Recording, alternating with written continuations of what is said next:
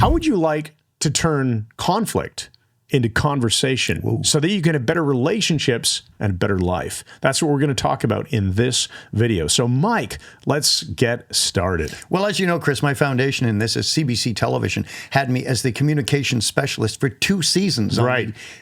Stephen and Chris show. Yeah. So I'm speaking from experience here of teaching this stuff. What typically happens in our conversations, and we've all had this happen, things go off the rails because of habits. We habitually, if someone brings up something, that also, and then before long, you're just in an argument or a harsh discussion instead of what could be a conversation. You've taken on conflict because we get triggered, and when we get triggered, emotions rise. I know what triggers you is if you feel like you're not being listened to. Yeah, or interrupted.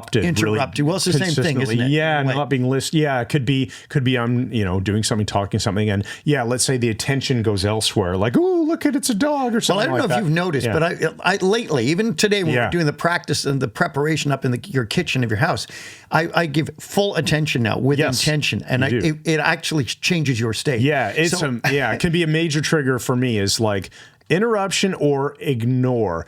This is important, and I need you paying attention kind of thing. But here's the thing. You said trigger, and that triggers, in my mind, the idea of it being unconscious, right? So let's say we all have habits. We have unconscious habits. Sure we do. So let's say we're having a conversation, and somebody's unconscious habit is rolling the eyes. Eye roll. Oh. Or smirking and turning away, shaking their head, which says, oh, you're so stupid. Yeah. Now, let's say we've all done these things, right? So you're talking about our wives. Do you ever think to yourself, I'm going to smirk now? No. I'm going to eye roll now. So unconsciously, the person is in a habit of, right? Yeah. And then what do? Unconsciously, we respond to it. We respond. Our state becomes bad. The dynamic becomes unconscious, trigger, and then now you're off and running. Right. And here's what happens. Volume starts to rise. When we feel like we're not being listened to or when people push our buttons, volume starts to rise because adrenaline starts getting released from our adrenals sitting on top of our kidneys. And what happens is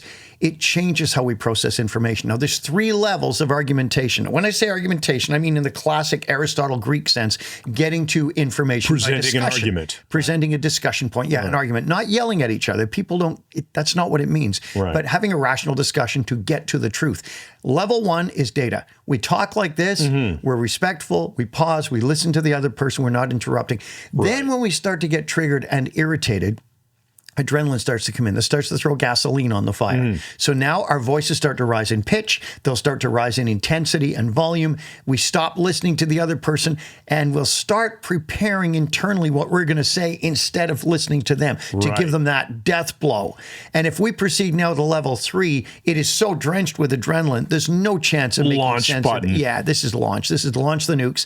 And that's ridiculous because adults need the skills to rein these things in so we can get to understand. I always say we need to generate light, not heat. Yeah, that makes sense. And you can imagine how these things could play out, right? Let's say a couple is arguing over financials, and one person in the couple feels like the data is, well, I provide more of the income.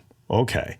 And so that could be data, but that's dangerous data because it can very quickly get into emotions, you're saying I don't do enough. You're saying that I'm lazy and that you could see how this could go off the rails quite quickly, right? So how do you have discussions and keep them down mostly to data with just a tiny bit of emotion here and then so that it doesn't get to level 3 nuclear? Well, one of the things we're going to get to a little further down the list, so let's say it right now, is the 5-second pause. Yeah. This is remarkably useful as a psychological trick, a scientific trick too. They've tried this and tested this in labs, and if you wait 5 seconds before you respond, it stops you reacting, and it enables you to look at things in a fresh way. And 5 seconds is long enough. They said there's no better result if you wait 10. 5 seconds, just internally, I use the old film developers trick. So something is said, and it might be vituperative and annoying. I just internally go Kodak 1, Kodak 2, Kodak 3, Kodak 4, Kodak 5, then I answer. I kind of assume there's some relevance to photography here. I don't know the history, but... Yeah, when they're developing something, they would count by saying Kodak. Soaking it in the liquid. Sodium hyposulfate or something to develop it. Okay, there you go. Hypo. So another thing you can do is you can reframe anger. as curiosity. Go into the situation, and when you start to feel anger, start saying, "I'm feeling curious right now." Don't say it to the person; they'll say, "Well, you're an Could idiot." you do it the other way around and reframe if the other person is displaying anger, what you calibrate to be anger? Frame it. They must be curious. I must not have done a good enough job at explaining my perspective, right? And I'm going to assume that anger is really curiosity. So I'm going to tone it down. I'm going to help, pattern interrupt or whatever, and then make sure that I elicit what they need so that I can present. Absolutely, you can reframe it either way. Their anger is curiosity, or your anger is curiosity. Any bad state, just I'm in a state of curiosity. I'm looking for information. This is interesting, right? Not annoying, right? Yeah, that's a great. That's another way of looking at it. Learn to dissociate. This is a real power. To dissociate means to mentally step outside the situation, like you're watching a movie. It goes back to Robert Heinlein's Stranger in a Strange Land, the idea of a fair witness. A fair witness just notes what's going on. They have no emotional content, complete detachment, but they're just finding it interesting and taking in information in that curiosity state. That's a good point. Learn to do that. These are skills that have to become your unconscious habits, right? Yeah. So if they become, you have to know about it and then practice doing it until it becomes normal, routine, right? We go from, let's say you didn't know about any of this, that would be unconscious incompetence. You didn't know what you didn't know. And you've got to move along that ladder of now you can consciously do it. You have conscious incompetence. The moment you now know that you don't know how to do it, that's where you would be with this.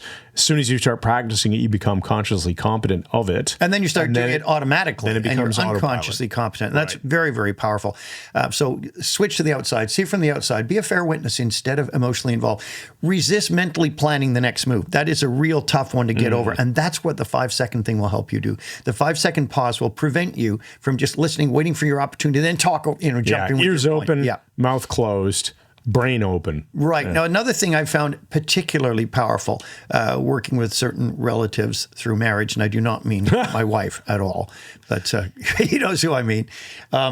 What I found particularly useful is they have a tendency to reframe the argument in crazy terms and then spin off into the ozone talking about something different. So what I have done is if I get into important discussions with someone, I'll have a pad of paper and a pen so I can diagram what we're talking about, either as a mind map or just words, so I can bring it back and say, here's actually what the point is. Let's go back to what the point is. It enables you to stay on track. Yeah, and even if you don't have, it's going to be awkward sometimes to have a pen and paper in the conversation, but if you can at least mentally note, what is the intended purpose of this conversation? It's to resolve this, or it's to make this decision. Right. Okay, well, when it starts going off on tangents, just agree and bring it back. Say, understand, and since we're here to talk about this, let's just bring it back to this. No, you just brought up an interesting one. You said and instead of but. Right. It's the string. Understand and when we say and instead of but, it doesn't delete what the person said. And the reason I still think the pad is important is because often you're attempting to keep something on point, but they'll bring up subpoints that are important. But you want to remember to get back to that later, so you just jot the keywords it down, or because something. Just because it's a tangent doesn't mean it's irrelevant or a bad point or anything like that. That's right. You maintain rapport when you. That's a really interesting point. Acknowledge it. Is it cool with you if we come to that after we make our decision on this topic here? Yes, or spatial anchor. Let's put that away for now. We'll come back to that. Another one is crucial. Do not interrupt the other person ever. Let them get through their information flow. You may have to wait a long time, but wait. Stop talking and wait, and do the 5-second pause before you respond. If they interrupt you, stop talking.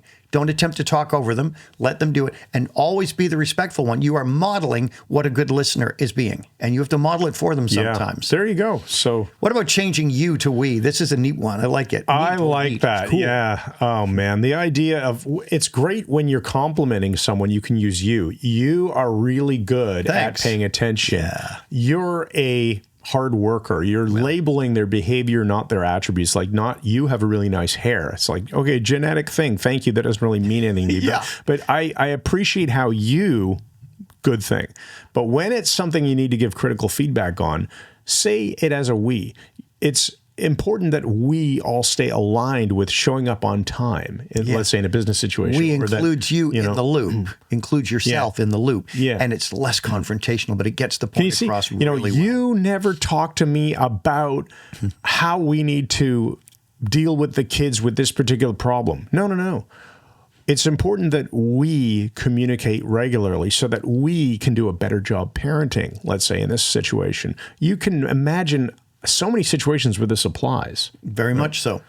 You know, we lead on to the next one here, which we've already alluded to, but I heard a speaker, Rich Wilkerson, speak on this in a church years ago, and it was a great thing. He said, when you get into a discussion, if you've been married to someone for a long time or been in a business relationship for a long time, as we have for like 12 years or whatever, or a good friend, whatever, be careful not to launch the nukes ever. Now, you know what the nukes are. That's in the your level marriage or 3. your relationship. Yeah. You know what you can say that'll throw things off the rails. And sometimes you can be so pissed off that the temptation is overwhelming. And this is something that is conscious. Normally, when we talked at the beginning about unconscious triggers, the eye roll or the smirk, we do those unconsciously. People do them unconsciously. But when it goes to the nukes, you darn well know you're pressing that That's button. right. And you can know it's going to throw things off the rails. I mean, we have a friend, I won't say who it is, but a guy from British Jiu-Jitsu, but tough, probably the toughest guy I know. Yeah. And he got into these shouting matches with his significant other, and his was him with the nukes. Yeah. He told me himself, you're this, and she had a cabinet with all these different things in it, and he knew it would say, just reach and pull the whole cabinet over, so everything just smashed. I mean, that's more than nukes. That's multiple targeted re-entry vehicle nuke. Yeah, you're making a conscious decision to put things off the rails, to really harm that relationship. And I like the nuke metaphor here, because not only is it a big explosion metaphorically, but it has a freaking half-life. That radiation, it's Chernobyl after for a while. Yeah, it's bad. It's bad. I think plutonium, the half-life's 250,000 years. Yeah, you're not just tomorrow. Oh, sorry about that cabinet I knocked over. The nukes have lasting radiation. Stay off them. What about the zombie arguments? I taught this on CBC and they loved it. I made little certificates and gave them to the host. The zombie argument is an argument that keeps coming back from the dead. It's resolved. It's over. Well, what was that thing? 2 years ago, you did. And the volume goes up. When you have zombie arguments, talk to each other when you're both rational. And say, can we agree we have resolved this now? 100%? Yes. It's dead. You can actually sign it. This is dead. I gave them death certificates for the zombies. Zombies come back to life, right? And that's kill them and you agree they're dead. And never under any circumstances, because zombie arguments become nukes. Right. You bring them out again, knowing it's going to get a response. And this leverages Cialdini's... Did you say Dracula? He is zombies and just stake through the heart. It's dead. It's a vampire. It keeps coming back. It lives forever. Zombies, vampires, same idea. The idea is once an argument is settled, it never comes up again. Yeah. And if it keeps coming up because it's not actually settled for the other person, once they agree verbally, okay, I accept that this is decided, we don't need to bring this up anymore. Cialdini's principle of commitment and consistency. If they acknowledge signature on contract, verbal, handshake, hug, whatever, it's not coming back. It's more likely to work because you've agreed to it and verbalized it, etc. That's right. That's beautiful. Well put. Another thing is an obvious one. Watch your tone. And if you start getting louder and louder, what are you talking about? Going to stop it. But with me, it can be the opposite too, because when I was 7 and my sister was 14, God bless her, we get along great and I love each other. But back then, it was a big difference in age. And she used to push my buttons, knew how, get me freaking out and mad. And then she starts speaking to me in a very soothing tone. Just calm down. Yeah. Just don't tell me to calm down. Yeah. Watch your tone. You know what the tone that's going to annoy the person. Yeah. All right. Mocking. The eye rolls. Eye rolls are a classic. Or smirking. Stay off this stuff. Yeah, do you want to communicate or do you want conflict? Restrain yourself. Take the moral high ground, but don't point it out. Just don't do this stuff. And it will become more and more obvious that you're the one who doesn't do it. This is a really good point, because if it's an unconscious pattern, how do you stop doing it? So if you catch yourself, your person in your life, whatever says, you constantly roll your eyes or smirk. Okay. It's like filler words when you're talking. We've done podcasts on this in the past where we've talked about the ums and the ahs and the, so like, right. All these filler phrases. The way to get over them is to, have someone point it out to you. So now at least you're aware that you've been doing this stuff, right? Then you're going to catch yourself as you're doing it. Then you're going to catch yourself just before you would have done it. And then you stop doing it. And then it just disappears. Yeah, that's it. And that's the same thing with the smirk. So if you see the smirk coming or like it gets pointed out to you. Next, Okay. Acknowledge, oh, I'm really sorry. I just caught myself smirking, and I know that it comes across rude. I'm working on that. Just say it. Absolutely. Like that. Absolutely. Remember, I've already said create light, not heat. We're looking for information. We're looking for resolution of things in a way that's mutually beneficial. We're not trying to make each other angry. At least we shouldn't be. Listening with eye contact is a good one too. Yeah. So if you're just, if you're looking at your phone or something, you're not giving the person your full attention. You're saying that this topic doesn't matter to me. And that's a terrible message to send anybody. All right. I demand eye contact from people. Oh, yeah. And they're on there. I say, no, I'll wait. I'll wait till you look at me. Oh, yeah, absolutely. Yeah. And you don't even have to be very overt about it. You can just pause, wait, and you say, it's okay. I'll wait until I have your full attention. Yeah, Lisa did that when I started teaching public school kids. She'd say, I can wait. Yeah. I can still wait. And then eventually they all shut up, pay attention. Avoid declarations or insults. You always do. You're just an idiot. That kind of stuff goes nowhere. All it does is throw the gasoline on the fire again and stops the resolution of a problem. It's counterproductive. What on earth would make anyone want to do that? Avoid the declarations, avoid the insults, avoid the ad hominem attacks. Ask questions instead to get clarity. Use the 2 Jedi questions. We use them all the time. Somebody will make an extreme statement. You say, how did you come to believe that? How did that all come? Well, I was at it. But how do you know it's true? Ask for their evidence criteria. Don't say it in a mocking, how do you know it's true? No, say, but how do you know that's true? And let them do an internal search, and they'll often find out it isn't. You can't accept, well, I just know. Well, just knowing isn't a way of getting to information. And finally, if all else fails, take a break. Go into a different room. Human Givens theory, Griffin and Tyrrell out of Cambridge, England, they pointed this out. It is brilliant. The psychologist said, men intuitively will break from an argument and walk away.